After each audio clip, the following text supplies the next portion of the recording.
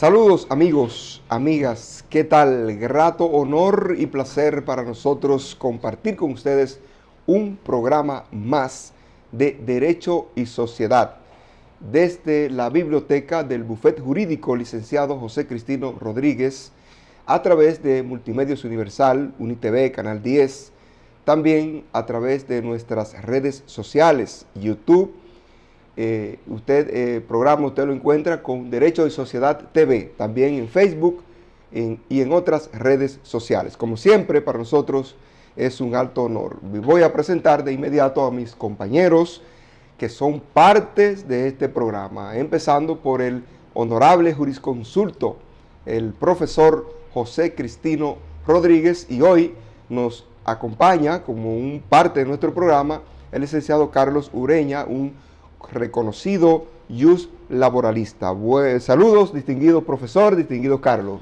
Buenas tardes. Saludos, distinguido hermano, amigo, colega, juriconsulto también. Juriconsultito, Juriconsultico, no. Sí, sí. Es que usted es muy bondadoso conmigo, entonces yo me lo creo y tengo que devolverle a usted porque me enseñaron que amor con amor se paga. Un placer compartir con usted, compartir con el licenciado Carlos, que hace mucho no compartía un tema con nosotros, pero que es miembro del panel de este programa, o sea, fundador incluso de este panel. Bienvenido, Carlos. Carlos, un placer tenerlo por aquí de nuevo. Sí, buenas tardes. No son ausentes tanto por tanto tiempo. El placer es mío. Ustedes saben que es un poquito a veces de responsabilidad, pero con el tiempo uno va tomando la cosa más despacio y de ahora en adelante yo espero que podamos estar más tiempo juntos. Sí, yo espero que sí, Carlos, porque debo confesarle que la gente comenta, son temas públicos, la gente comenta, y en el caso suyo y otros panelistas, la gente le gusta escucharlo, verlo, compartir los conocimientos que nuestros televidentes están esperando siempre, temas para orientar sus intereses muchas veces y otros sus conocimientos. Claro, porque fundamentalmente este programa tiene por propósito, ¿no?, contribuir con a nuestra clase jurídica y también al público en general con temas de derecho que son aplicables en la vida diaria. En este caso, hoy, por ejemplo, vamos a tratar un tema sobre el derecho del trabajo, que es un derecho que tiene una gran vigencia en nuestros sectores productivos, en nuestra comunidad, en sentido general, en el ámbito económico y social. Así es que en el día de hoy vamos a tratar el tema salario mínimo en el sector no sectorizado. Fíjense que vamos a hablar de este tema que es de actualidad, porque tenemos novedades, ¿cierto, profesor? Así es.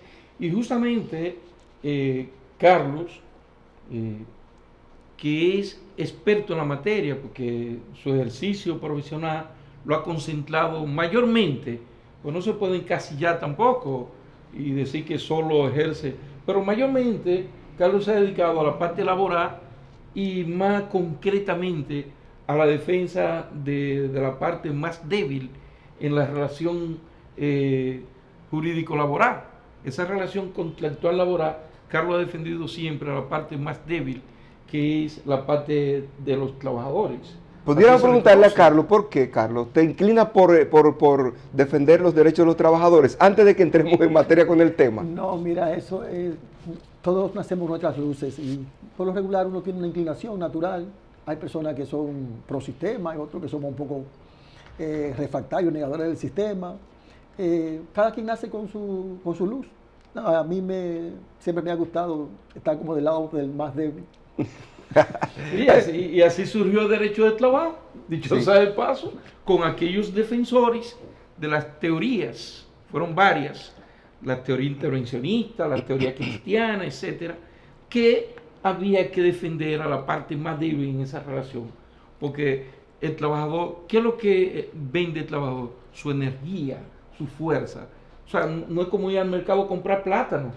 Entonces, la fuerza laboral vendida a un insaciable empleador que cada vez lo que quiere es engrosar más su riqueza y su fortuna, entonces había que... Bueno, algo que es natural, porque cada gente que, por ejemplo, producto de sus esfuerzos, logra acumular algo de recursos y lo invierte para tratar de hacerlo productivo, no es solo con la intención de engrosar sus bolsillos, sino también de contribuir al desarrollo personal, familiar, social y, por qué no, del país. Entonces, sí, también Ignacio, tenemos que valorar esa parte. Sí, Ignacio, pero cuando uno entra al origen de esta disciplina jurídica, que es el derecho que regula la relación entre el empleador y el trabajador, lo que usted dice tiene lógica, pero tiene mucha lógica también cuando esa persona, que como usted dice,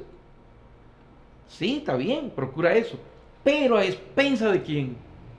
Entonces, cuando no existía una norma especial que lo regulaba, sino que estaba regulado por el Código Civil, oiga, yo recuerdo una encíclica del Papa XIII que estableció que los obreros de esa época se diferenciaban un poco de los esclavos, que muchos decían.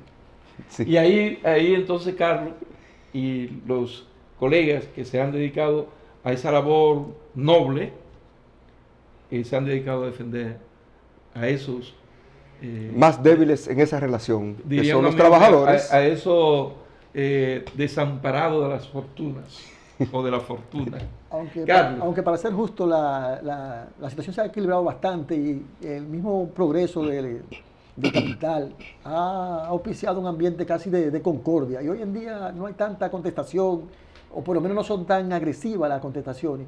Hoy en día casi se puede decir que estamos en un ambiente casi de equidad, de armonía, y más bien la gente ya no piensa en rebelarse, ni en huelga, la gente lo quiere producir. Y por suerte las leyes están un poco claras. Todavía hay que hacer nuevas reformas, todavía faltan nuevas leyes, todavía faltan mucho más protección. Por ejemplo, yo considero que es vital que aquí, si no, como el problema sindical es un poco embarazoso, deberíamos, por ejemplo, tener a alguien dentro de cada empresa que tenga un fuero sindical. Por ejemplo, usé una idea que yo tengo, de que cada empresa que haya por lo menos 10 trabajadores, debe haber por lo menos un trabajador que tenga su fuero sindical, que aunque no sea parte de un sindicato, y que eso se pueda registrar en la planilla, porque esa persona entonces sí podría hablar y defender a los demás compañeros, que es porque en este país lamentablemente, aquí hablar de sindicato, no sé qué fue lo que pasó, no sé qué es lo que pasa, pero aquí la empresa no quiere saber de sindicato. Lógicamente, donde no hay sindicato, entonces ustedes saben que las leyes se tornan un poquito difícil de aplicar, porque por ejemplo en el caso de las bonificaciones, dan bonificaciones aquí las empresas que quieren, porque ¿qué control tiene un trabajador de eso? Si estuvieran organizados en un asunto de sindicato, pues pudieran presionar a los jefes de las empresas de que fueran más transparentes en cuanto al manejo de sus informaciones. Tú has dado en el clavo. Sí. Eso pudiera lograrse. Hoy hay un asunto. La globalización de la economía y de la cultura en sentido general, no solo de la economía, y nosotros estamos viviendo en una economía liberal. Eso entiendo yo que influyó mucho en debilitar hasta el extremo de casi desaparecer la lucha sindical. No solo aquí, la mayoría de los países. Y como dice el licenciado, sería un tema de un día tratarlo. De otro programa, sí, o otros programas. Los trabajadores que tienen derecho a lo que popularmente se llama bonificación de los artículos 223 del Código de Trabajo, 202 y siguientes del Código de Trabajo, le dan facultad incluso para solicitar la intervención de la empresa cuando sienten que el dueño de la empresa y la empresa misma, como aquel espagueti famoso que crece, entonces todo para allá y yo no veo nada para acá. Entonces, los instrumentos jurídicos están, pero como dice el licenciado, ¿y quién será el Chapulín Colorado? No lo hay Chapulín Colorado. Y según avanza el tiempo, Carlos, profesor, yo pienso que es más difícil, se torna más difícil porque ha cambiado mucho la forma de pensar del que invierte, de los inversionistas. Además, que se están enfrentando a tiempos difíciles por problemas tanto locales como internacionales, económicos me refiero, problemas económicos, pero vamos a hablar más adelante de esos temas. Hoy, en el tema que nos convoca a este programa, que es el salario mínimo del sector no sectorizado, fuera bueno que de entrada explicáramos eso, porque como que suena un poquito, si se quiere, hasta cacófono, ¿no? Sector no sectorizado, pues, para entrar por ahí primero, antes de que hablemos de la actualidad de esos salarios. Dos conceptos. Primero, ¿qué es lo que es salario? ¿Cómo lo definimos? ¿Cómo lo define el Código Laboral? ¿Cómo lo podemos entender tanto en la parte técnico-jurídica como la población en sentido general? Y segundo, ¿qué es lo que es sector no sectorizado? Me gustaría que ustedes, por favor, iniciáramos con esa parte. Sí, correcto. No sin antes señalar, como es costumbre ya, que los que quieren profundizar en el tema, pues toman el Código del Trabajo de la República Dominicana, donde le van a hablar de salario mínimo, le van a hablar del órgano rector que fije el salario mínimo, Comité Nacional de Salario. Pues también vamos a ver la ley 488-08 de diciembre de 2008, que establece el marco regulador de las microempresas y habla de problemas de la competitividad de las empresas. Las famosas MIPYMES. Y la MIPYME y su modificación de la ley 187-17, que le modificó brevemente un artículo, 2 párrafos, otro, y le creó un artículo. La resolución vigente actualmente sobre el salario mínimo de los trabajadores no sectorizados, que es la 1-2021, fue del año pasado, y finalmente terminó de entrar totalmente en vigencia ahora este año. Y eso es lo que ha cambiado el criterio de la reclasificación de las empresas para fijar el salario mínimo. Entonces, pasando a lo que dice Ignacio, el concepto de salario, qué es salario mínimo, quién lo fija, etcétera, etcétera. Bueno, lo primero es que Ignacio dice que hay como una especie de cacofonía cuando se habla del sector no sectorizado. Lo que pasa es que ese es el salario mínimo diríamos, del 90% de los trabajadores, porque hay ciertas empresas que pertenecen a ciertos sectores. Por ejemplo, antes de la panadería tenían un salario especial, ya la panadería no está, la panadería pasaron, el sector de la harina pasó al no sectorizado. Por ejemplo, el sector gastronómico no se rige por esa resolución. Las ONG que prestan servicios de salud no se rigen por ese salario. Los varilleros. Los varilleros no se rigen. Entonces, cuando hablamos del sector no sectorizado, estamos hablando de la resolución que establece salario casi de manera general para aquellos trabajadores que no están en un sector tal, como hemos dicho, el sector gastronómico, los varilleros, las zonas francas. Entonces, por lo regular estamos hablando de salario mínimo que se le aplica a un 90 o un 80% de los trabajadores. Entonces, el salario, como usted bien decía, para el público normal, el salario es la retribución que el trabajador recibe a cambio de su trabajo. El salario se puede pagar de varias formas, por un salario fijo, un salario por labor rendida, un salario por hora, pero en el caso de la especie, en un contrato de trabajo hay dos tipos de obligaciones. Yo tengo la obligación de prestar mi servicio y el empleador tiene la obligación de pagarme el salario. Ahora, ¿cuál es el problema?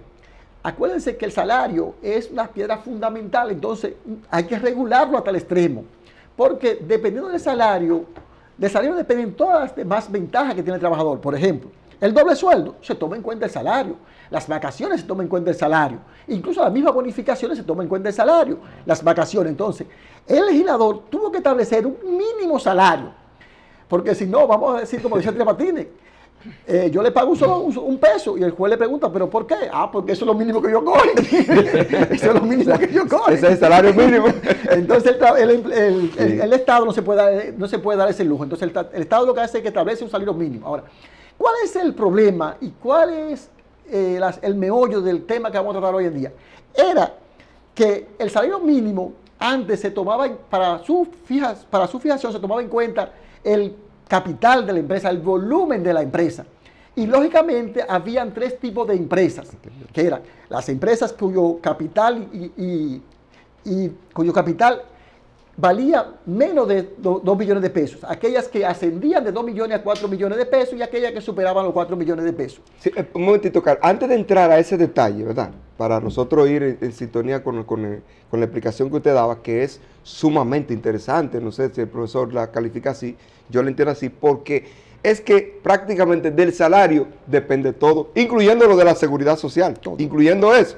que hay muchos problemas con ese tema de la seguridad social, del monto de salario que se reporta. El tema del salario es sujeto a muchos vaivenes, Exacto, manejo. exacto. Qué bueno, es bueno decirle, aconsejarle a aquellos que reciben orientación de que le den manejo al salario, que se cuiden. Y me refiero a los empleadores. Hay quienes le dicen a los empleadores, profesionales, asesores, que manejen el salario. Fije el salario mínimo para que te ahorren la nómina 50 hasta 100 mil pesos mensual respecto a la cotización de la seguridad social. Y yo le digo, tengan mucho cuidado, señores. No se lleven así ciegos de esos asesores empresariales.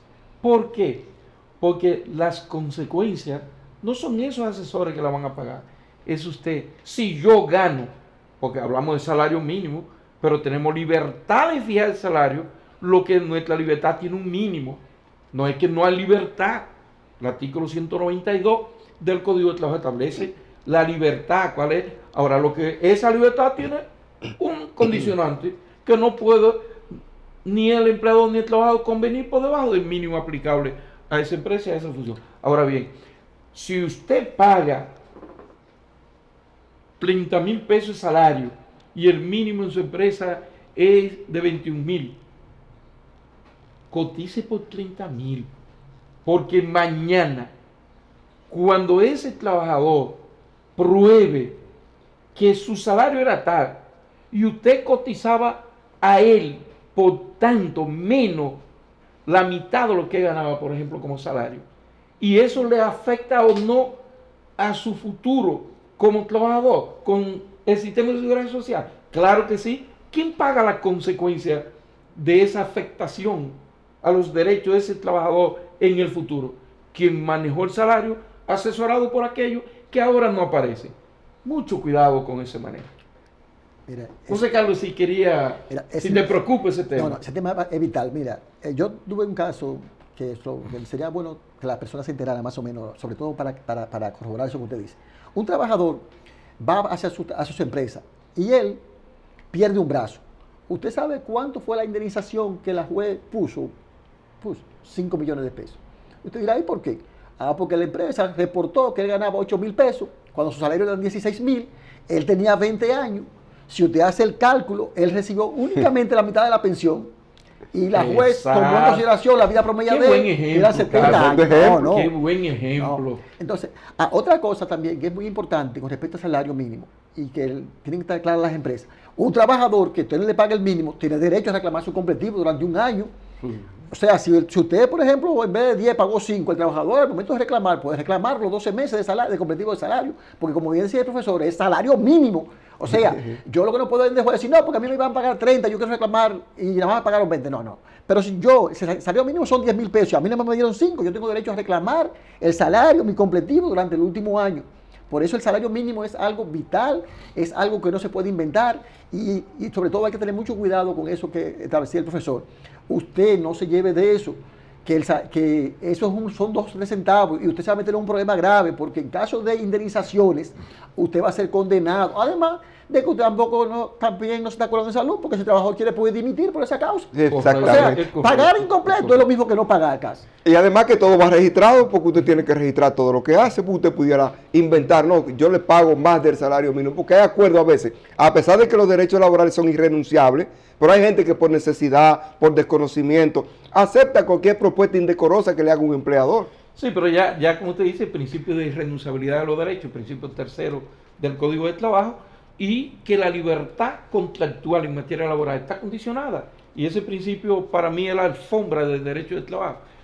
Lo que dice el licenciado Carlos, yo le agrego otra parte de la que tienen que cuidarse los empleadores.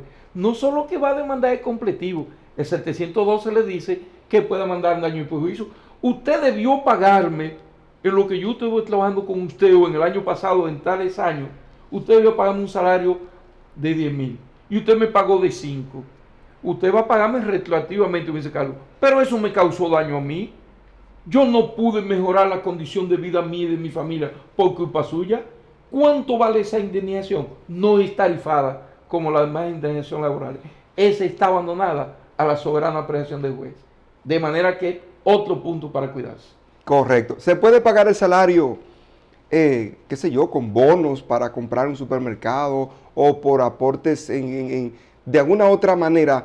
¿Cuál es la única manera, si es que hay alguna única, o puede el empleador pagar de alguna manera el salario diferente? Mira, eso es imposible. O sea, aunque el tiempo ha cambiado, pero el salario hay que pagarlo en efectivo. ¿En dinero en efectivo? Claro. Bueno, hoy en día se paga mediante transferencia y todas esas cosas, pero con bonos no se puede pagar salario. Porque acuérdate que el bono tiene una limitación y con el bono tú me puedes lesionar a mí. Y además, acuérdate que eso se hizo para luchar contra la práctica de los batalles. Eso es imposible pagar con bono en este país. El salario no se puede pagar con bono. Perfecto. Entonces, diga, profesor, antes para que... sí, totalmente de acuerdo. Porque, claro que sí. Y además tiene que pagarse mensualmente. Lo más. Es la unidad más... Correcto. Porque son 5 unidades. Yo diría que, por ejemplo, hay quienes dirían, te voy a pagar cada 2 meses. O cada mes y medio. O cada 3 meses. Son 5 unidades, Nacho. Sí. La hora, el día, la semana, la quincena y el mes. Son las 5 unidades de tiempo en que se paga el salario. Y lo que Carlos decía, maravilloso. Cuidado, que el salario es pago de manera personal, salvo que el trabajador autorice que se lo pague fulano, se lo mande con fulano, y en moneda válida de circulación nacional en efectivo. Claro que la modalidad de pago en cheque, de pago por cajero, eso equivale a efectivo. Y los atrasos, por ejemplo, si es los días 30, puede pagar el día 5, el día 10. En cuanto a eso, Carlos y profesor, sería bueno hacer una aclaración porque hay muchas distorsiones y muchas malas interpretaciones sobre eso. Mira, el salario es consustancial a la vida hoy en día. Mira, el salario no se puede retrasar un solo día porque las personas ya hoy en día pagan tarjeta, pagan alquileres, pagan teléfono y todos esos pagos tienen recargo costosísimo. No se puede retrasar con el salario. O sea, a mí no me pagan el día 1, yo tengo derecho a dimitir el día 3. El salario hay que pagarlo puntual, el salario es algo, incluso hay que elevarlo a la categoría constitucional, porque es que no es como antes, es que pagan la tarjeta, pagan el alquiler, pagan el teléfono, pagan todos los servicios. Hacen compromisos, sus intereses, los sanes. Y todos esos servicios tienen cargos y moras. También, correcto. Bueno, entonces... Mire, pero es que el código también lo establece claramente. El salario se paga en el momento y en el lugar que establecen las partes. O sea, tú lo puedes pagar, como dije, en una de las unidades de tiempo. ¿En qué lugar se paga? ¿Qué día? ¿O qué? Es ahí que hay que pagar. Perfecto. Por el rol social, que dice Carlos, que juega el salario. Claro que sí. Esto es un programa, señores, totalmente académico. Miren, entonces ahorita, cuando empezaba Carlos a hablar, hablaba y dio una pincelada, pero ahora la vamos a completar. Carlos se refería a que anteriormente se utilizaba una modalidad para establecer el monto del salario mínimo legal, ¿verdad? Entonces, vamos a retomar ahí el tema. ¿Cómo era antes? ¿Cómo es ahora? ¿Verdad? Para darle continuidad al tema. Usted dice, ¿cuáles criterios se tomaron en cuenta hasta ahora, hasta esta resolución, que es la 1 de 2021 del Comité Nacional de Salario? Y la anterior era de 2019, si no me engaña la memoria. Entonces, porque hubo un cambio de criterio muy profundo. Antes, bien apuntaba el licenciado Carlos, lo que se tomaba en cuenta era el capital de trabajo de la empresa. Pero ¿qué entender por capital de trabajo? Porque era un concepto también un poco capital de trabajo de la empresa. Se entendía las edificaciones, los equipos de trabajo, materia prima y todo eso. Todo se sumaba, el valor de eso. Y se establecían entonces empresas cuyo capital de trabajo, porque la gente decía, no, yo lo que tengo es 100,000 pesos, sí, pero papá, esa no es el concepto que aplicaba. El concepto que aplicaba, ya se lo dije, capital de trabajo, se entendía cuánto cuesta el edificio, la maquinaria que usted tiene, la materia prima, etcétera. ¿Y si el edificio era alquilado? Bueno, se establecía el alquiler entonces. Exacto, ¿verdad? Sí. Hasta el precio del alquiler. Sí, hasta el precio del alquiler se tomaba en cuenta. Se determina más o menos el capital de la empresa. Entonces, el capital de la empresa se establecía 4 millones de pesos. De ahí en adelante, un salario. De 2 millones hasta 4 millones, otro salario mínimo. Y menos de 2 millones, otro salario mínimo. O sea, el criterio que se tomaba era el capital de trabajo de la empresa. Ahora, a partir de aquí, y fíjense que fueron los empresarios que pidieron esto, sí, que se aplicara la ley 488 de 2008 y su modificación. Entonces, esta resolución, el Comité Nacional de Salario, que está integrado obviamente por el Estado, el gobierno, básicamente, Sí. y lo encabeza el ministro de Trabajo, representante de los empleadores y representante de los trabajadores. O sea, es un órgano tripartito. Una mesa de 3 patas. Exacto. Entonces, ahora ya no es el capital de trabajo. Ahora, como veremos más adelante, tenemos un resumito ahí para planteárselo, Sí. es por cantidad de trabajadores O o monto, suma de dinero de las ventas anuales que tenga la empresa. Eso fue lo que se llamó la reclasificación de las empresas, que se asumió se asumieron los criterios establecidos en la ley 488-08, modificada por la ley 187-17. 17, exactamente, que le agregó Le modificó un artículo en 2 párrafos, le modificó también, eso fue el artículo 1, el artículo 22, y le agregó un artículo 2 bis. pero además la ley 488 no establecía grandes empresas, solamente establecía micro, pequeña y mediana empresa. Pero entonces ahora con esa resolución fue que se le agregó el concepto de grandes empresas. en el aspecto laboral. En el aspecto laboral, sí. Sí, pero hay algo muy importante que señalar. Ok. Desde el año 2008 los empresarios estaban deseosos de que eso se aplicara. Sí, sí. No obstante, los sindicalistas nunca permitieron eso. Fue muy ¿Y qué extraño. pasó ahí entonces? No, eso fue muy extraño, porque los sindicalistas saben que esa ley sí se puede aplicar, pero que no existen las condiciones materiales para aplicarla. ¿Por qué? Porque todo el mundo sabe que esa ley tiene mucho problema. Es decir, no es lo mismo tú determinar cuál es el capital y tú determinar cuál es el número de trabajadores. ¿Y cuál es el problema fundamental a mi juicio? Es el siguiente. Por ejemplo, si yo cojo una gran empresa de comunicaciones, que no voy a decir el nombre, esa empresa por lo regular no tiene trabajadores.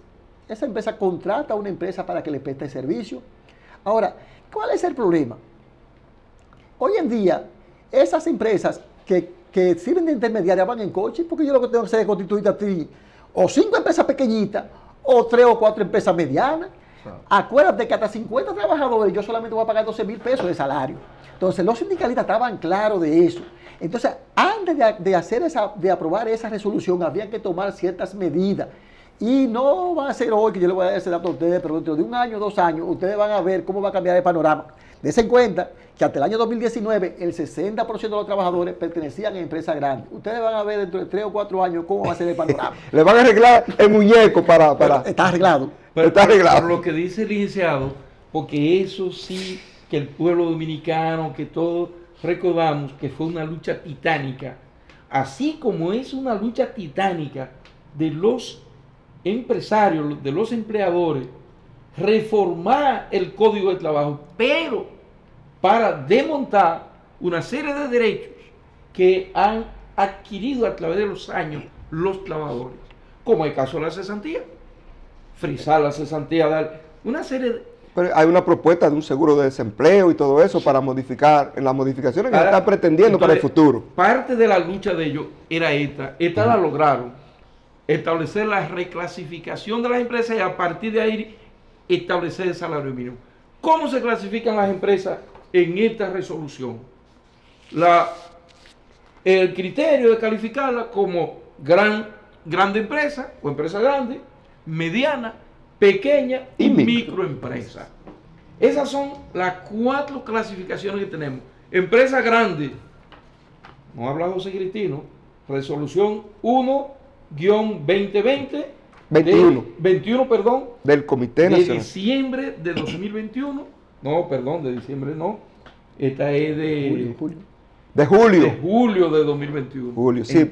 Sí. Y entonces, esa tiene la empresa grande, la mediana empresa, la pequeña empresa y la microempresa. 4 tipos de empresas. Exacto. Dependiendo de eso, entonces va a venir el monte Sí, salarial. pero Vamos a ver. Exacto. Vamos a ver qué entender por una empresa grande, a partir de cuáles criterios. Antes establecíamos, ya dijimos, 4 millones más capital de trabajo. De 2 millones a 4, menos de 2 millones. Ahora vamos a ver cuál es el criterio para usted decir que su empresa es grande, para usted decir que su empresa es mediana, que es pequeña, que es una microempresa.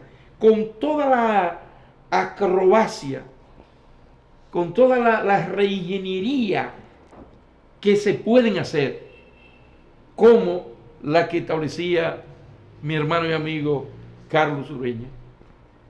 Yo tengo una gran empresa, tiene más de 150 trabajadores. No, pues espérate, vamos a fragmentarla.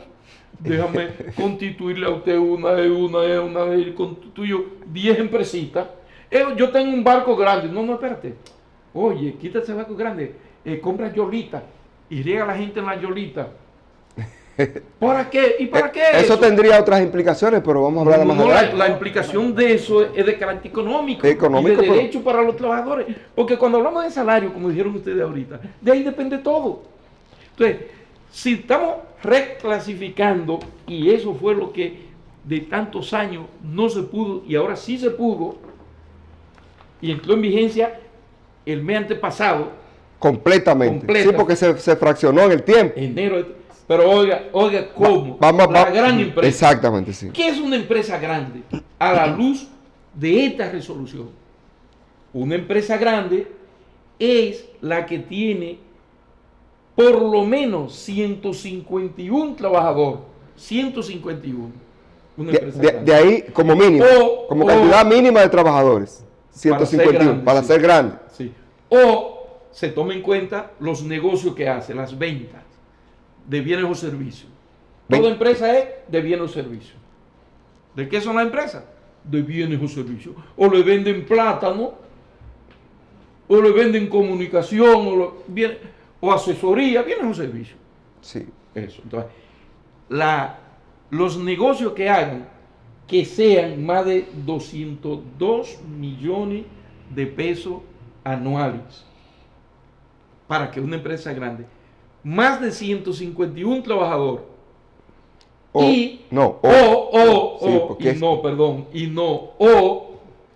que sus ventas sean por lo menos de 202 millones de pesos anuales.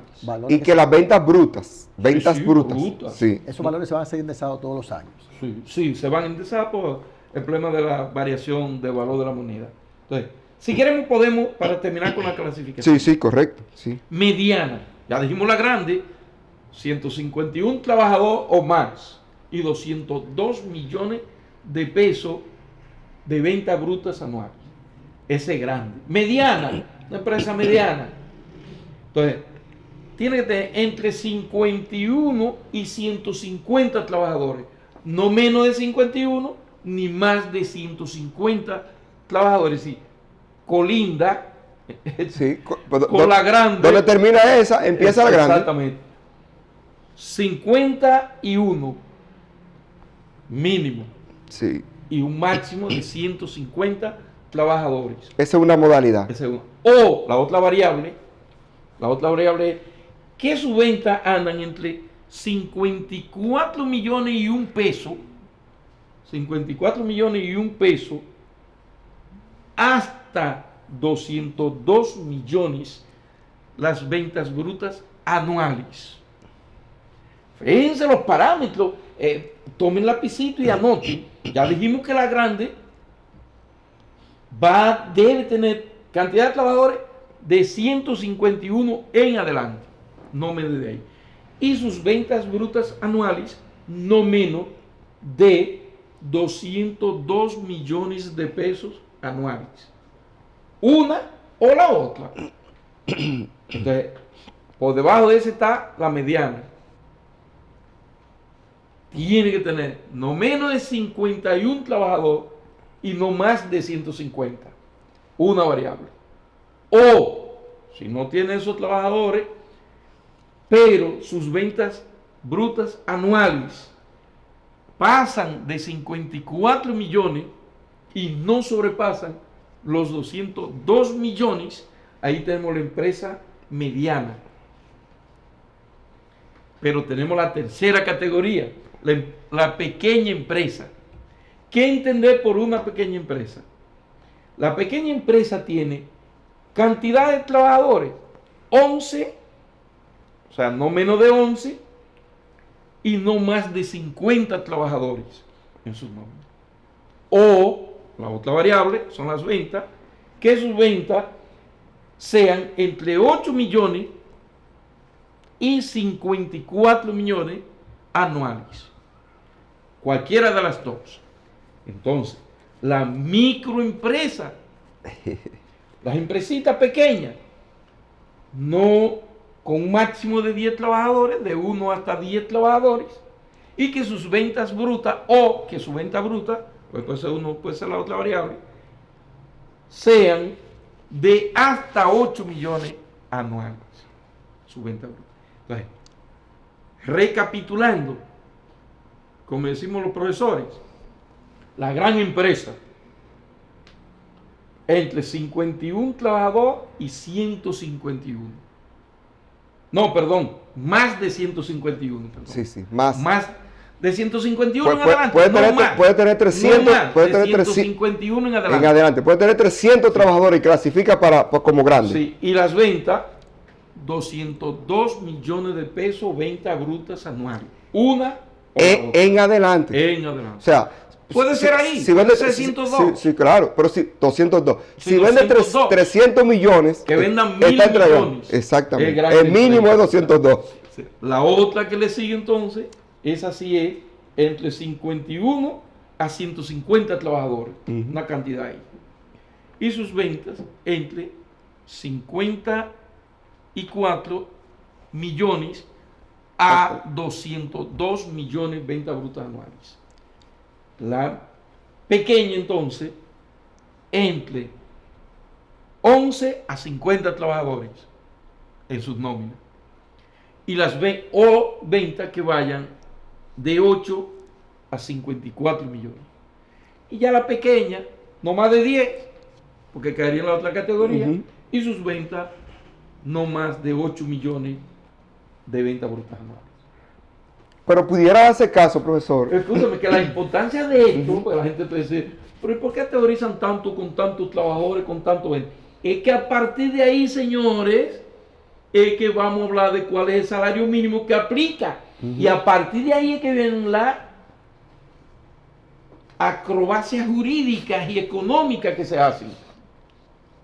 ¿Usted iba a decir? No, iba a decir que, por ejemplo, pudiera darse el caso que una empresa, dependiendo de la clasificación que tenga una de las variables que pertenezca a un tipo de empresa y la otra variable a otra empresa. O sea, por ejemplo, la mediana empresa que tenga... Ponga la grande, Ignacio, mejor. Mejor la grande. Las grandes son las que más saben hacer acrobacias. Exacto. La gran... ¿Qué te dice, Carlos? Una de las grandes empresas que venda, por ejemplo, 300 millones de pesos. Y solo tiene 20 Pero trabajadores. solo tiene 20 trabajadores. Se aplica la máxima del indubio pro operario.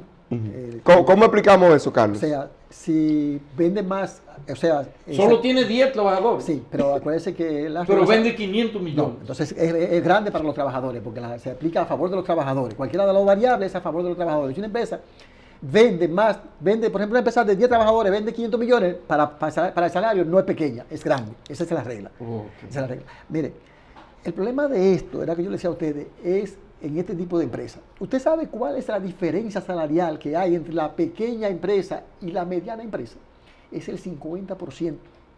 O sea, una empresa mediana va a pagar 18.500 pesos. Y ustedes saben todos los gastos que implica eso. O sea, la seguridad social, las vacaciones. Ahora, salario de Navidad. Ahora, una empresa pequeña que puede tener 50 trabajadores va a pagar solo 12.400 pesos. Ese es el gran problema. Porque yo tengo una empresa de 70 trabajadores. ¿Qué yo voy a hacer? Yo voy a constituir una empresa de 49 trabajadores para que me maneje la empresa. Y yo voy a pagar, me voy a ahorrar 6.000 pesos por cada trabajador solo en salario. Pero mensual. Mensual, pero en seguridad social me voy a ahorrar miles de pesos. Entonces, y en vacaciones. En vacaciones. Y en salario de Navidad. El ahorro es tan grande que todo empresario se va a sentir, y de hecho se tentó, y de hecho hicieron eso, porque es demasiado grande la diferencia. había que tomar una medida para eso, porque es demasiado grande la diferencia. Y el capitalismo tiene sus reglas. Vamos a suponer que yo soy el empresario más honesto que hay en el mundo. Yo soy el empresario más serio. Pero si mi competencia lo hace, tengo yo que hacerlo, señores. Sí, porque entonces, eso te permitiría dar mejores precios, mejores servicios y todo. La diferencia es casi más de 10 mil pesos mensual entre una empresa que tiene menos de 50 trabajadores y una empresa que tiene 55 trabajadores. Entonces, había que tomar medidas y todo el mundo sabía que había que tomar medidas. Por eso, miren, en pueblos como Mao no se ha aumentado el salario. En pueblos como Mao no hubo aumento de salario. Porque las empresas que aquí en Mao tienen más de 50 trabajadores se cuentan con los dedos de la mano. Entonces, ese era uno de los ¿Y las ventas? problemas. Entonces, no, porque se podía. De hecho, es bueno que las cosas se pongan claras. De hecho, es bueno que las cosas estén claras ahora. ¿Qué era lo que había que hacer? Era que había que tomar una medida para que cuando aparecía una empresa intermediaria, que están muy de moda hoy en día, empresas que se dedican a brindar servicio, había que hacer, como con los guachimanes. Los guachimanes no tienen que ver. Un guachimán, tú tienes un guachimán, tú pagas un salario fijo. Entonces, si por ejemplo, una empresa se dedica a intermediar, pero sus trabajadores prestan su servicio a una empresa grande, lo correcto es que hubiera un salario especial para ese tipo de empresa. Cuestión que la empresa pudiera subsistir, pero no en esas condiciones, porque es que nadie, señor, en este país, tiene que ser muy evidente que una empresa se va a pasar de mediana, de pequeña a mediana. Tiene que ser algo muy, muy obvio, porque no existen posibilidades de competir. Yo te digo a ti que cada trabajador vale 10 mil pesos menos mensuales. Si yo tengo 50 trabajadores, esos son millones y millones de pesos. Pero pudiera ser, Carlos, que en este proyecto ahora, todo eso que usted está diciendo, no es que ellos no lo sabían, pero se va a revelar en base a la experiencia. Y esto va a traer como consecuencia que los sectores sindicales que están representados y estuvieron representados en esa mesa de ese Comité Nacional de Salario y participaron y aprobaron, porque eso no fue de que se impuso desde uno de los sectores de las tres patas de la mesa del Comité Nacional de Salario. Hubo discusiones y todo eso. Ignacio, se impuso el sector empresarial y lo logró. Ignacio, el comité se reunió del 2008 al 2020 más de 7 veces y nunca los sindicalistas permitieron eso. Eso fue algo y ahora lo permitieron. Incluso el día antes de la reunión decía que eso no se podía. Y extrañamente ellos aprobaron esa situación. Ustedes van a ver, y de hecho, mire, yo les estoy diciendo a ustedes, yo trabajo todos los días con eso, con los trabajadores, me dicen a mí, pero a mí no me aumentaron el salario. Es que no te lo van a aumentar, porque es que hubo una disminución del salario, porque es muy abismal la diferencia que existe entre la pequeña y la mediana empresa. Ok, Sí, vamos a decir ahora. Pero Sí. hay un asunto. Hay que decir a cuánto que se aumentó, Sí. porque no lo hemos dicho todavía. Sí, pero Carlos A partir tiene mucha lógica el análisis de Carlos. No, pero lógico, y que Carlos claro, lo viene postulando, esa tesis, ese discurso, Carlos lo viene postulando desde que se aprobó esto. Yo soy testigo de eso. Pero hay una figura que parece que podría ser la solución a lo que yo le llamo la acrobacia jurídico, técnica y económica empresarial, o reingeniería empresarial, si se pudiera llamar así. Y es el artículo 13 del propio Código de Trabajo, que tratando de evitar este tipo de maniobras, reingeniería, yo quisiera llamarle reingeniería, por ser un poco más, qué sé yo, filósofo. Más técnico, más técnico. Para que no se vea tan así. La reingeniería laboral. La reingeniería empresarial. Entonces, para eso, pero es muy difícil probarlo, ¿sí? Cuando esas empresas se fragmentan, yo siempre la comparo, igual que el salario, con una mandarina. Todos aquí sabemos lo que es la mandarina. Entonces, que una empresa es la mandarina, pero la mandarina tiene muchos gajitos. Comienzan a hacer empresitas con cada gajito, que es lo que Carlos, a eso yo le llamo reingeniería empresarial con carácter o con intención de burlar las previsiones del Código de Trabajo. El artículo 13, cuando habla de grupo económico o grupo de empresas, y una depende de la otra, entonces lo concibe como una, para volver a hacer la mandarina y recoger los gajitos que han hecho con las empresitas. ¿Qué pasa entonces con la reclasificación, que es lo que usted quiere que llegue a su... Sí, por el tiempo, que no tenemos mucho tiempo ya. Ahorita que también quisiera retomar. Carlos dijo cuando que las dos variables, que dijimos que es lo que va a definir la gran empresa, mediana, pequeña y micro. Y si se da que una Exacto, tenga más que... la cantidad de trabajadores o venta bruta realizada en los bienes de un servicio anual. Carlos apuntaba muy sabiamente que eso obedece a un principio denominado el jus variante, indubio pro operario, si hay duda de beneficia. Pero hay otro principio que puede encajar perfectamente ahí también, que es la aplicación de las normas más favorables. Creo que aplica más al trabajador, obviamente. Sí, porque indubio pro operario aplicaría ya en la aplicación de un litigio cuando hayan normas oscuras. Pero aquí la norma más favorable, obviamente, que es la variable más elevada para establecer el salario. ¿Cómo se fija el salario, Ignacio? Aquí está definido también.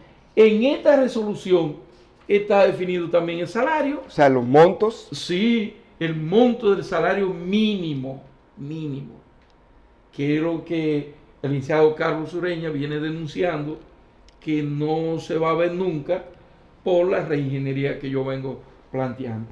Por ejemplo, la empresa grande pagarían, tienen que pagar ya desde enero de este año 21,000 pesos mínimo a sus trabajadores.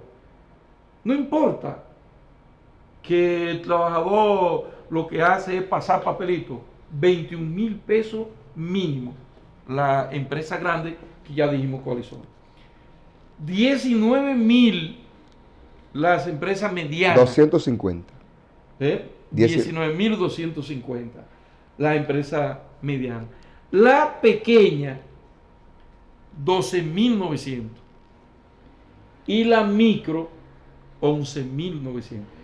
Cuando Carlos dice entre 21,000 y 11,900, prácticamente 9,100 pesos de diferencia, es que si usted tiene el barco grande, la gran empresa, y usted hace el ejercicio que puse de la mandarina y constituye 80 empresitas, ¿sabes qué hacen, Ignacio? Porque la ingeniería es asunto de genio en favor de uno y en perjuicio del otro sector. Por ejemplo, son una empresa que brinda un servicio de transporte, procesamiento, esto y aquello. Le crean una empresa para el transporte.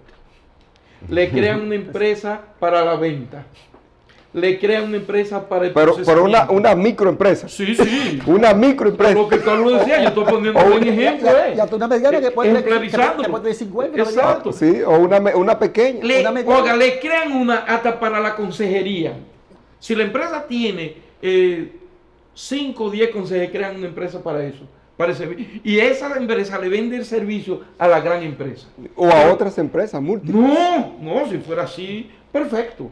Pero no es a una la matriz. A la misma Pero aquí no tenemos esa experiencia aquí todavía. Aquí. En Mao, sí. ¿Hay experiencia ya? Sí, Claro. Bueno, sí, Ignacio, empezó la fiesta. Sí, Ignacio. Aquí un pueblo de una Y si economía eso ocurre adecuada. aquí, imaginémonos en Santiago. Entonces, y lo Santo que Carlos Domingo. dice es lógico. Cuando hacen eso, esa reingeniería que estoy diseñando así, el 50% casi del salario mensual y todas las consecuencias que se derivan del salario. Porque el empresario lo que tiene miedo es el salario. El miedo del empresario es el salario. Date cuenta que por eso queda un salario mínimo. Porque toda la ingeniería, como dice el profesor, del trabajo, tiene que ver con el salario. Entonces, hay algo muy sospechoso. Por ejemplo, nosotros esperábamos que eso se estableciera y que se establecieran condiciones y controles. Pero hay un asunto que los sindicalistas no tomaron en cuenta. Ustedes saben cuál es un problema que se presenta cada vez que se reúne el comité. Que aquí nada más se aumenta el salario mínimo, aquí no se aumentan los demás salarios. Y una parte de la negociación era conseguir eso. Que ustedes también lograron un aumento general de salario. Es decir, no te pueden fijar el salario mínimo, no estamos claros. Pero ¿qué impide que aquí digan, por ejemplo, no, mire, el salario mínimo se aumenta a 20,000 pesos, pero va a haber un aumento de 10,000 en el salario general? O sea, y eso o porcentuales. Exacto, tiene que haber un aumento porcentual. O sea, muchas veces cuando tomen el salario, porque la empresa grande siempre ha pagado salario mínimo, son básicamente monopolios, empresas muy bien establecidas. Y es lo mismo que uno considera que es bastante justo lo de la microempresa. Eso había que organizarlo, porque uno está claro que había mucha injusticia con los colmados, uno está claro. Un colmadón. Exacto, en eso nosotros estamos claros. El problema es un pequeño comedor, entre sí. la mediana y la mediana y la pequeña empresa. Ahí es donde había que regular y había que tomar muchas precauciones que no se tomaron y que va a ser muy difícil tomarla. Porque yo estoy claro de eso, había que regular esa microempresa, porque yo soy abogado y yo sé que hay muchos abogados también que se prestan a hacer cosas que no son... No hay descalabro. No santas. Yo puedo ser como Pilato y lavar las manos. Yo he demandado. Ahora, yo no tengo las mismas pretensiones cuando yo demando un saloncito que cuando tú demandas una empresa. Y hay muchas personas en el derecho que no logran escindir eso. O sea, no es lo mismo, señor. Cuando usted hace una reclamación con un salón de belleza, usted como abogado tiene que tener muy pocas pretensiones. Usted casi hace eso y tiene que hacer eso. Y en mi ejercicio profesional siempre ha sido así. Para asistir al trabajador, usted no puede tener pretensiones porque es un salón de belleza, señor. Es una microempresa. Hay abogados que no entienden eso, lamentablemente. Precisamente con eso quería, porque estamos casi en la parte final, y quería preguntar, porque tenemos muchos televidentes y cibernautas que nos siguen, y también ellos tienen sus preguntas. Yo a veces me pongo en los zapatos de ellos y le haría preguntas a ustedes que son expertos en la materia, ellos laboralistas. Una señora que ha decidido en su casa vender, qué sé yo, habichuelas hervidas, y de repente ve como que tiene 2 o 3 clientes, contrata a una muchacha o un muchacho para que le haga delivery, para que le lleve la habichuela que le piden por teléfono, porque ahora estamos así, ¿no? Y una vecina que le ayuda a sancochar las habichuelas, bueno, te estamos hablando de 2 trabajadores, un delivery y una vecina que va y le ayuda a hervir las habichuelas, a comprarlas, mientras ella quizá vende la verdurita y la cosa en la galería de su casa. Ella está obligada... Es una microempresa. Una microempresa. Está obligada a pagarle 11,900 pesos a ese delivery, además de la señora que le sancocha las habichuelas, también está obligada a pagarle esos 11,900 e inscribirla en la seguridad social, etcétera, etcétera, etcétera. El programa siempre me gusta esa observación. Mire, sí. No son 11,500 pesos. 900, dice aquí. Sí, no son 11,900 pesos. Ella tiene que estar clara que lo mínimo que eso le va a salir a ella es por 16,000 pesos. Sí. Si ella, el trabajador que ella contrató, no le puede producir 16,000 pesos mensuales, que no lo contrate. Porque ella anda buscando plusvalía, ella anda buscando ganancia. Y no son 11,900. Tiene que meter en su mente que son casi 16,000 pesos. ¿Por qué, Carlos? Porque hay un asunto que se llama carga laboral, que es vacaciones, doble sueldo, salario pasivo laboral, doble sueldo, vacaciones, salario de Navidad, bonificaciones. Entonces, ella tiene que estar bien clara. Y la seguridad social. Que solamente la seguridad social, con un agravante, que por lo regular, la seguridad social en la microempresa la cubre la misma empresa. Porque a ti te da pena quitarle 500 pesos, 600 pesos al trabajador. Sí, eso es algo así. Es muy difícil que la microempresa no tenga que cubrir la seguridad social completa. Eso pasa. Miren, señor, me matan si no le hago esta pregunta. Los conserjes, las conserjes, que aquí yo creo que son pocas las viviendas de clase media, ¿verdad? Que no tengan una persona que por lo menos vaya 2 días o 3 a una casa a limpiarle a la señora o a cocinarle o algo. ¿Cómo manejamos estos salarios con respecto a la conserje? No, eso es bueno que lo tratemos en un programa porque especial. El trabajador doméstico, el servicio doméstico... No está incluido. Exacto. No está, porque perfecto. La familia, Ignacio, no puede concebirse con el concepto de empresa. Obsérvese que el trabajador doméstico, un derecho de lo que carece, bonificación y prestaciones. De hecho, porque no podemos conseguir la familia. Y dentro del trabajador doméstico hay que incluir el chofer personal. Sí. Pero eso es un tema que incluso podemos grabar otro programa. Es muy bonito. Pero es muy bonito. Y ver experiencia de otros países. Sí, claro. Y es muy interesante para que la gente que nos está viendo diga, no, pero espérate, porque es importante saber eso. Que no están dentro de una casa, no de una oficina. Porque la claro. Porque hay que definir bien el trabajador doméstico. Sí, correcto. Es un contrato de trabajo especial. Sí es, así es. Pero otro trabajo de contrato de trabajo especial es el del campo, que siempre, históricamente y en todos los países, se le ha dado un tratamiento especial. De ahí es que los profesores de Derecho de Trabajo decimos que las normas laborales tienen un carácter heterogéneo. O sea, que no son iguales ni aplican igual para todo el mundo. El caso de doméstico, que usted quiere tratar, que ya Carlos lo deja como oferta para una próxima un próximo programa. De este panel. Sí. Entonces, pero el trabajador de campo, la resolución sí lo toma en cuenta. Sí. Igual que el vigilante. El vigilante es aquel que presta su servicio estando ahí, que su sola presencia ya es la prestación de Se servicio. llama trabajo intermitente. Exacto. Bueno. Pero establece un salario de 17.250 pesos. Independientemente para el tipo de empresa que No trabaja. importa. Y antes de que termine el programa, porque eso se presenta mucho, Sí. mire, la Corte de Santiago tiene la idea de que los serenos, bueno, ese es el término que la gente usa en Sí. el argot popular, de las casas no son trabajadores. Pongan atención. Si yo contrato a alguien para que me vigile mi casa y no es por a través de una compañía de vigilante, la Corte de Santiago tiene ese criterio, de que ellos no son trabajadores, que son trabajadores domésticos. Son trabajadores Le aplica el contrato doméstico. Domésticos, sí, la Muy, Corte muy dice- bien, Bueno, buena explicación. Bueno, señores, miren, ya se nos venció el tiempo. No, pero el trabajador de campo no podemos dejarlo fuera porque Bueno, también ok, la resolución lo trata. Y normalmente el trabajador de campo se ha establecido siempre, históricamente, un salario diario y una jornada especial también. La jornada para el trabajo de campo es de 10 horas, que Nadie lo hace. nadie, en la práctica es un divorcio eterno. Ni los haitianos. Nadie. Y Oye, dice Carlos, ni los haitianos. Y el salario, que otro divorcio eterno, dígale a los propietarios de plantaciones, de arroz, de guineo, de cosas, si ellos le pagan 500 pesos a un trabajador, No. nadie, y tampoco 10 horas. 10 horas. Pero la resolución dice que por una jornada de 10 horas hay que pagarle 500 pesos, divorcio, y que luego entonces viene la proporcionalidad. Si trabajan más de las 10 horas o menos de las 10 horas, se toma en cuenta cuál es el valor de la hora para tomando en cuenta los 500 pesos. Pues entonces pudiera el trabajador, si no le pagan esos 500 pesos, demandar. Sí, y porque se dónde está no violando. se paga 500 Por pesos? 10 horas. Pero que Por 10 por 10 horas. horas de trabajo. Por 10 horas. es por 10 horas. Sí, sí, O sea, sí. los 500 pesos diarios, por eso es una Sí, suma. sí, porque de que aquí en nuestras labores agrícolas y agropecuarias, ¿Qué usted dice? ¿Que se paga más o menos? no, se paga más. obvio, Sí, porque no. 500 pesos no dan ni para comprarse. Ah, entonces no se tomó en cuenta esa realidad. Históricamente siempre ha habido ese divorcio. Yo no quiero despedirme de este panel sin yo decir algo que es de justicia. Los empresarios son como una película que daban antes de uno que se chupaba la sangre, El vampiro. de vampiro.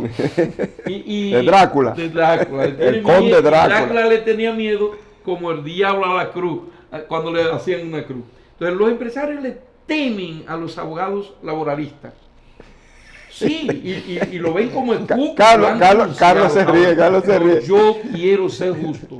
Es decir, el licenciado Carlos Ureña, que lo tenemos acá, miembro fundador del panel, Carlos Ureña es un abogado laboralista prudente.